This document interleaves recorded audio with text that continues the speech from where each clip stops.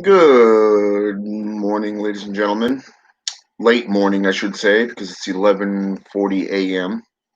It's your favorite dark sorcerer here, Angelus, son of Abaddon. And I just want to let you pop in for a moment to let you know that I am still here. I am still doing videos, still practicing. Most importantly, I do got new materials coming through. And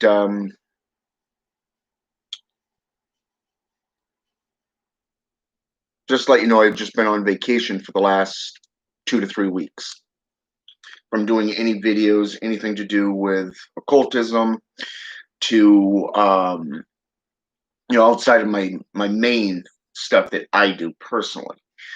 Um, I wasn't helping anybody. I wasn't, doing anything for the last 3 weeks. 2 of those weeks, I did not have internet, so I figured, what the hell? It's a good time to go on vacation from doing ministry, from doing anything with the OBT, the Order of the Black Thorn, and most importantly, teaching wise. It's a great time to just sit back and relax.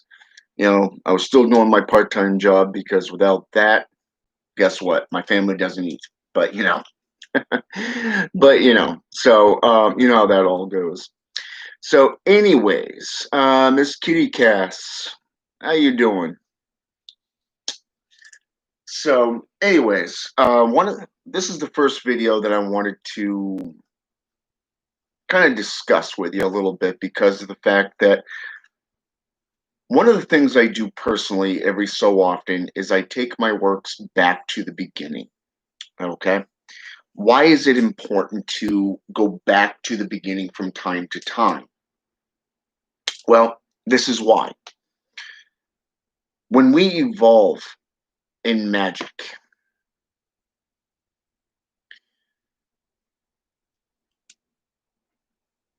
we tend to get comfortable within the sorceries that we're doing.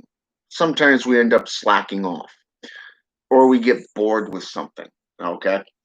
This normally happens when you've utilized the source too much, okay, without a healthy state of balance.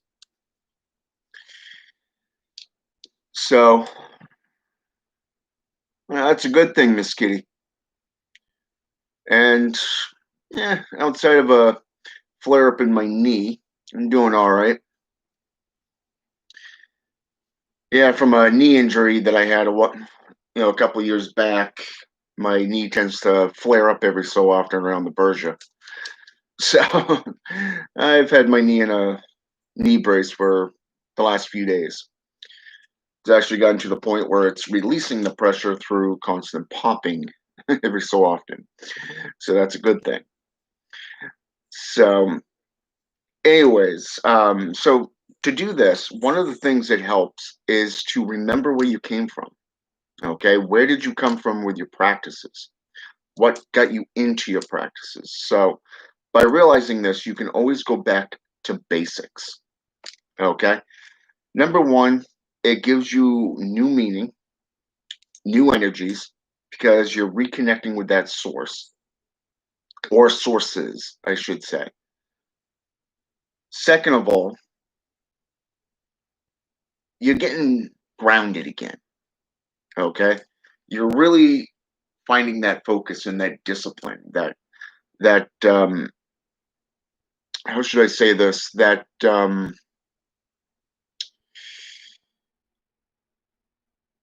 new life, if you wish.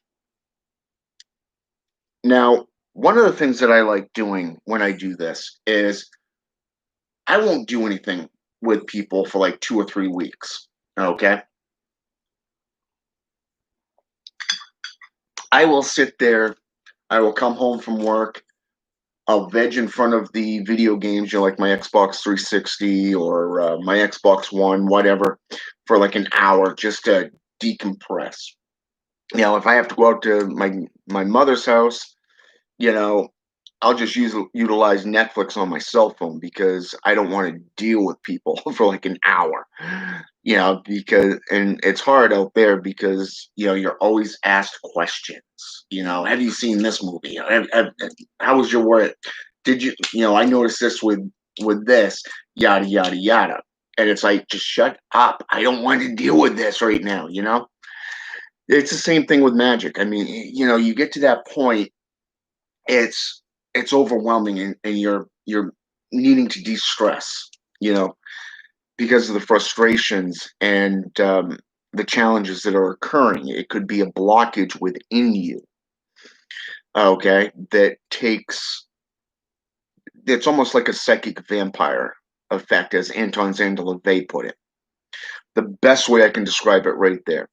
It feels like your energy is just bottoming out. It's like you got nothing.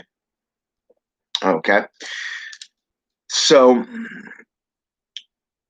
little bit about a week ago, I was talking with one of my elders, and he suggested a book to me, which I have not yet been able to purchase because of the price of it. I still got a few bills I got to pay off before I can get to that book. But um, we were sitting there talking about circles. We were talking about geometric shapes and the order that they're supposed to go in. The locations of where these seals and these sigils, these circles, all this stuff is supposed to be within your altar room. So I figured last week that I would tear down my altar room, and I mean I'm talking completely just took it down. Both altars, just removed them. Okay, I went in with a bucket. I went in with a sponge. I went in with a washcloth, mixed Dawn with all-purpose cleaner, and basically, I ripped up the tape. I ripped up, I washed the walls, completely down. I mean, in 10 years of sitting there, you could not believe the amount of soot from the incense that had built up in 10 years just at this location. Okay. So I managed to get about three-fourths of one wall done. I got the main circle on the floor, and I erased most of the seals that I had and sigils that I had on my walls. And the reason for that was not to violate any oath that I've had and the trust that's been built up between me and the demonic that I've worked with all these years. Now, I let them know that I am cleaning, I'm cleansing, and I'm going back to basics. Okay. And this is something I can tell you that they do respect. It shows your commitment, your dedication, and your focus upon the arts, especially your chosen path. The renewal of everything, the your personal pact with whatever god or goddess that you work with. The black mass, the satanic black mass is done once a year. This is to renew your oath in your commitment to Lord Satan, but also to his demerge, his demons, okay, to that specific current. All right. The same can be done within voodoo, within Quimbanda, Santeria, Pedomayambi, Druidism, Satanism, witchcraft, you name it. It can be done in every single path. Okay. And I strongly believe that every so often this is definitely worth paying attention to. Every time I go to the powwows, because my father's side of the family is Native American. Okay. The first thing I do when I head down towards the powwow is I stop off and I pick up a bag of tobacco, or at least a couple bags of tobacco. And I go to the firekeeper, who normally has a burn pot with sage burning. okay, white sage, and I get cleansed, okay. This gets rid of the bad mojo, the bad juju, if you wish, that has set in, the negative karma that is inside you that builds up, especially from your job, perhaps your family life, okay. All of this can build up and raise havoc, not only with your magic, but your everyday life. So it's good to hit that reset from time to time. The other reason is that it gives you new perspectives. Okay. Now that I have the circle down, I've cleansed most of that wall that had most of the beings that I worked with. Okay. Kind of hit that reset button there. I put up banners. I put up the four gatekeepers, the four main gatekeepers. Okay. The four towers, the watchtowers. I reassembled my altar table, my main altar tables. Okay. And I reset them up. I put them back up in a new order and a new system that will benefit my personal services, my personal practices, because it felt right.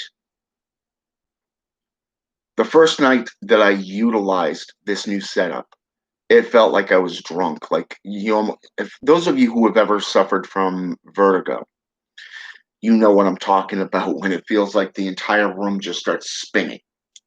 Okay, and mostly what the vertigo is it's your ear bones. Okay, your inner ear bones are shrinking.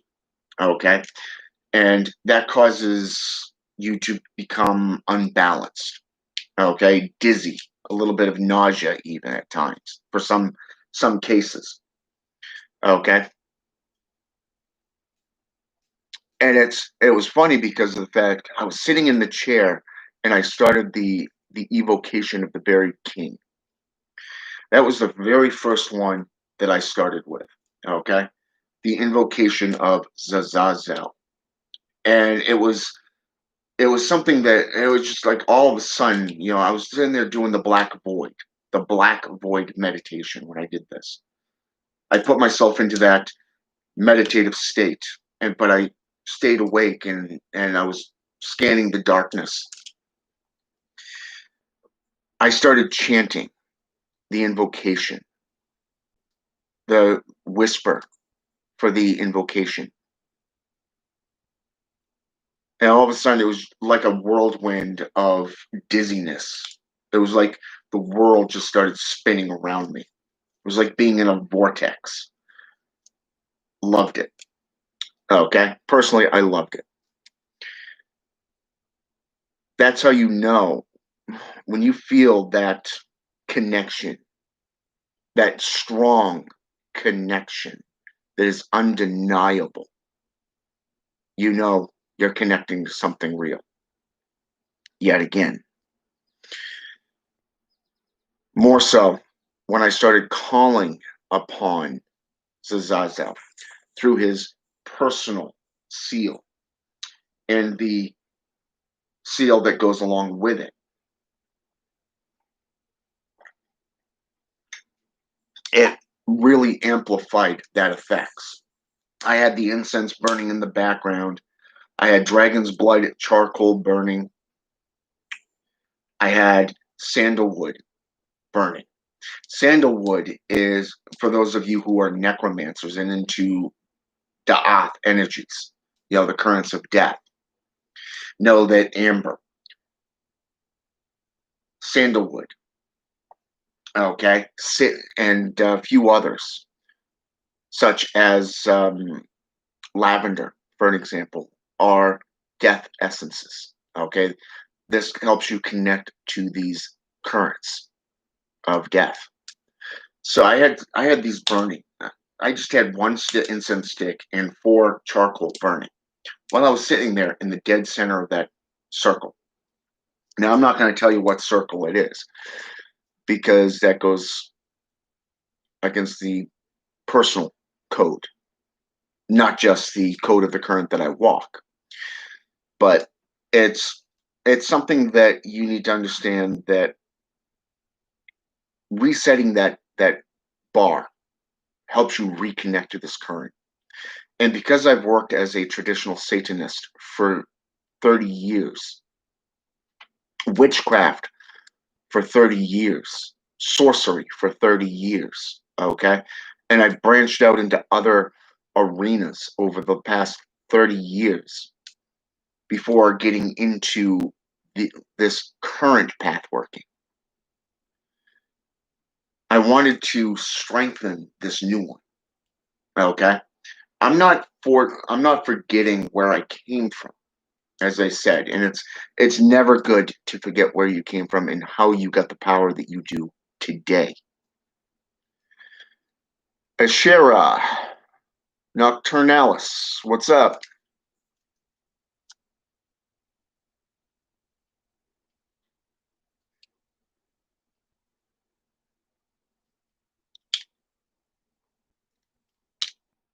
Indeed, and that is correct, and that's exactly what it was. Now, the one thing about walking the path of the Mazajira is that as a necromancer, not only are you connecting to the spirits of the forgotten realms, but you're also working with those of death, working with the agents of death. You're connecting to the tower that revolves around that. Okay. But you're not calling on gods. You, at least not in a physical sense, you are connecting to them, yes. You are calling on these gods for assistance, for their help in awakening or reawakening that hunger, that thirst for the sorcery. They can open the doors for you, but you have to be the one to walk through. In this case, you're utilizing your own soul. You're awakening your soul and allowing the natural gnosis to flow through. However, this does not mean that as a microcosm, that the macrocosm will not come through as well. I can tell you that while meditating, been shown images, glyphs, and seals that were previously unknown to me in the past. I've seen things that I didn't know what they were. I thought I was just dreaming until a few years later, and things just happen exactly the way I saw them in the dream. It turns out what this is called is oneomancy. It's dream magic. Okay. But this current here, you're basically opening the doors to your own magic, your own soul. Calling on the Lord, the buried king himself, can open those gateways, those portals. But there are also methods that can be employed to help strengthen that unity between you and these beings. One of which is doing a reverse exorcism. A reverse exorcism is basically telling the four archangels, for an example, as E.A. Coetting would put it, to basically piss off. Get the hell out of my realm. Okay? Now, there's also seals that are employed that will cloak your activities. They will reverse any magic put against you. There are those that will protect you from harm. They cancel out any negativity, or even for those of the enemy camp that wants to peer into your sanctum, can cause them extreme anguish. For an example, there's so much that you can do and employ, and a lot of times going back to basics really does help you become reacquainted with why you began this path. Why did you get into sorcery? What was it about black magic that got you interested in it? And this is basically what I've been doing over the last 2 to 3 weeks. You know, I started out the first week just reading, and I'm talking reading. I must have read two, if not three books within a week. Okay. Now keep in mind, I also have 3 days off from from my part-time job. Okay. Now I'll spend all day reading because it's just me here. My better half is, she works the evenings, so it's just me, and she tends to sleep throughout the morning. So I get a lot of time to myself. So I do a little bit of chores. You know, I utilize prayer. I come over, I research and I read, find something that catches my fancy out of the books, and I'll go into Google and type them in and try to figure out where their sources are. Okay. For an example, I found out that my magical name, Angelus, goes all the way back to the 11th century and is associated with the prayer of the devotee. That was something that was pretty cool. Now, I've had this name for a couple of years since the super black moon, when Abaddon gave him to me. And ironically, I never really knew where it came from. I found different variations of the spelling of it. But it wasn't until I came across this that it actually took me all the way back almost 900 years. 900 years back to the 11th century. And that was something that was fascinating to me, to see the rich history of it. If you type in the name Angelus, you're going to come up against modern day video games. You're going to find the Celtic dragon name, okay, a name for a Celtic dragon. You go into Latin and you'll see how it means dark angel, okay?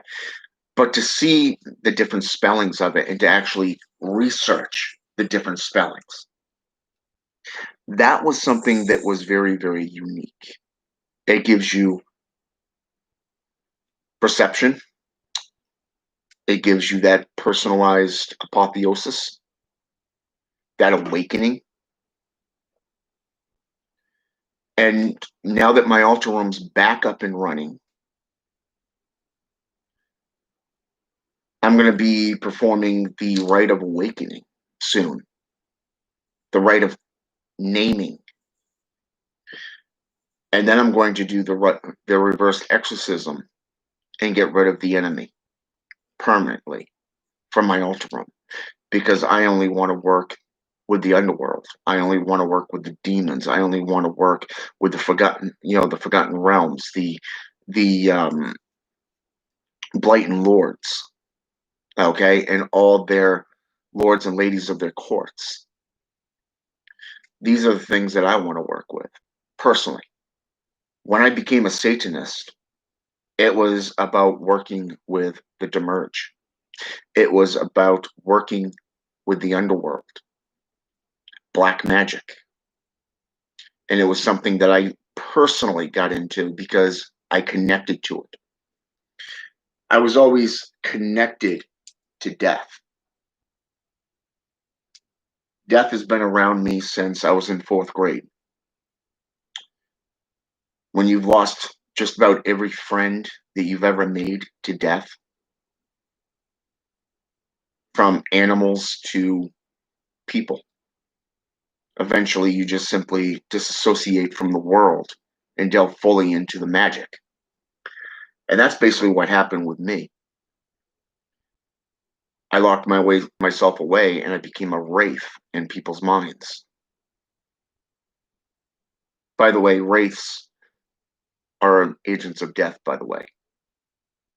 Check out the European roots. Wraiths, revenants, Sidi.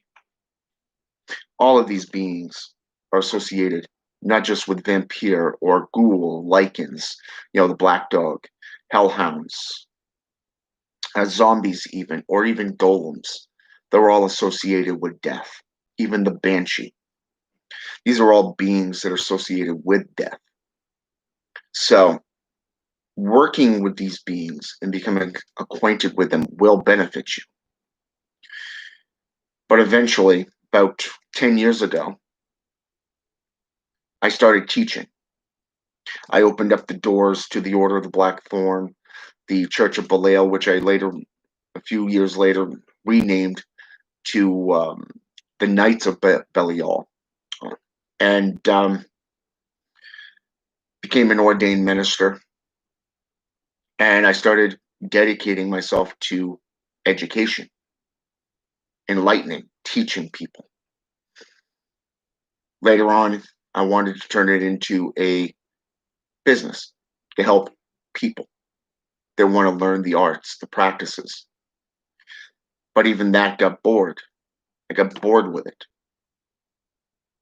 You see, this is what happens when you get comfortable doing things.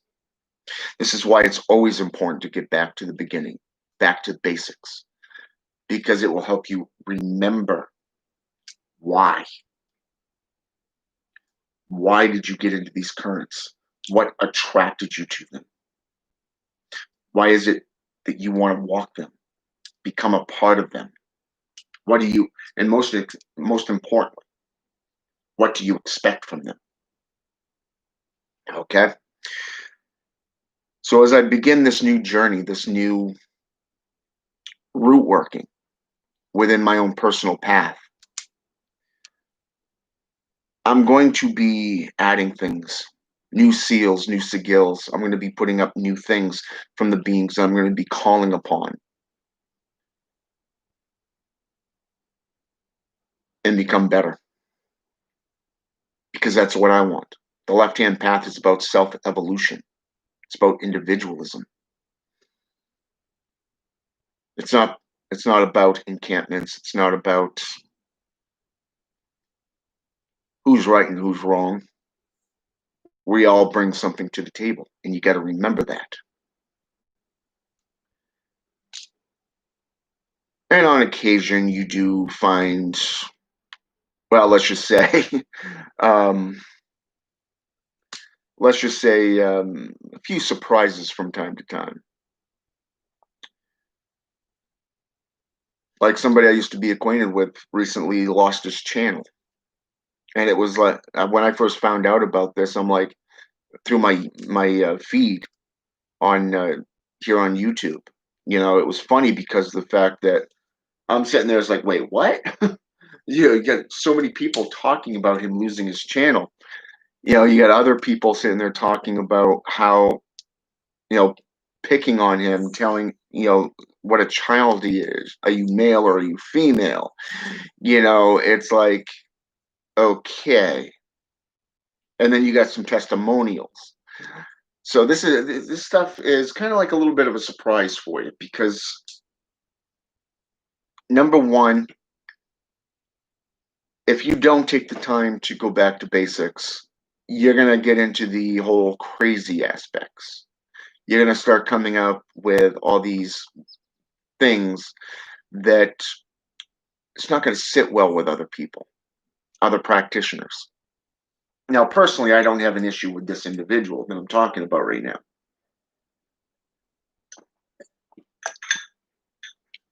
You know, we're aware of each other and we just don't care about each other.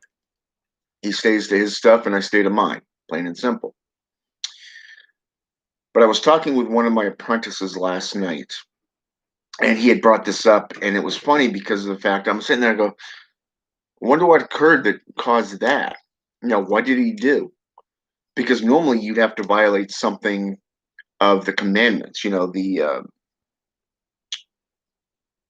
policy, the community policy from Facebook or, say, for example, YouTube or even Instagram, to have your profile just obliterated, you know?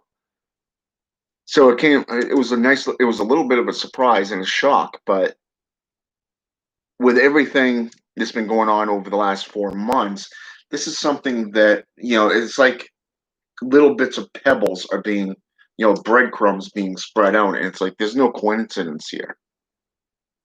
Something's going on. So Time will tell. Stand he has a new. I do apologize. Not really in a very good issue, internet area right now. But anyways, I do understand that he has a new account, so that's awesome, and I do wish him the best. So, but yeah, you will find surprises. You will find the need to go back to the beginning, and you will find the need to start questioning about what is your purpose? What do you expect from the sorcery that you're performing? And where do you want to see yourself within, say, 5, 10 years? Most importantly, it's about remembrance. You know, the number one rule within the Order of the Nine Angles, no, I want not the Order of the Nine Angles. It's actually the Brotherhood of Satan. The 13 Laws of a Satanist, for an example. The number one says, "Remember our ancestors, for they are the ones that paved the way for us." And I'm paraphrasing there, by the way, just to let you know. I'm paraphrasing because of the fact, in my own words, because of the fact that it does speak true. You look at the witch trials, the burning times, the crusades. If it wasn't for the mages and sages, the necromancers and shamans, the black magicians and sorcerers spanning back to the Agi of Africa, the Strega of Italy, or the Hexa of Sweden, we would not have the knowledge that we have today. And those that hoard that knowledge for a personal library, like say a personal library or a personalized grimoire or grimoires for a specific coven that keep that knowledge pure, uncorrupted. This is something that really does work, and it is something that is no money can buy. I was once asked, would you sell your grimoires? The answer is no. Every tome here in my personal library is sacred to me. It's sacred to me. It's a vast gnosis that money cannot buy. Now, if I have duplicates of these, let's say, for example, I have 3 books of Anton Zandleva's Satanic Bible, then yeah, I'll sell off 2 of them because I only need 1. A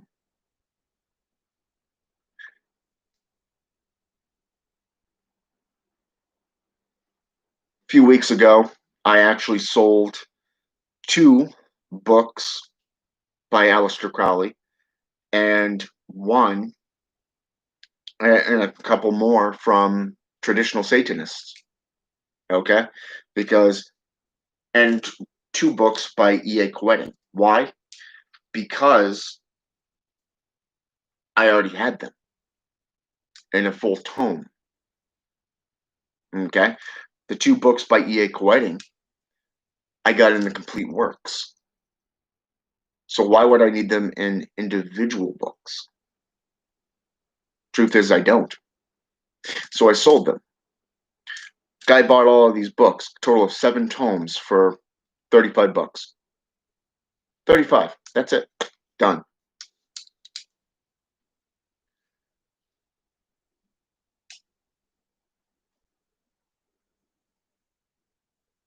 But I'm not going to sit there and tell you what to do for your own unique practices. But the knowledge is there. The wisdom is there.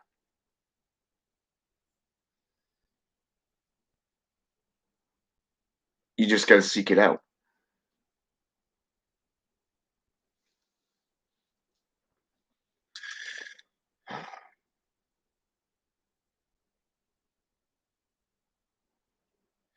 You're welcome, Ashira.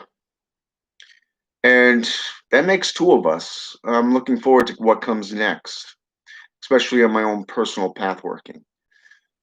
So I do concur with you on that one.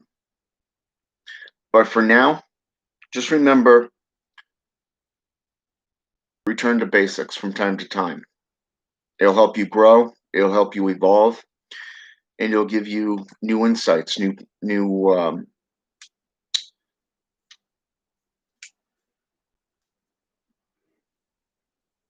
apotheosis. All right. Have a good day, and until next time.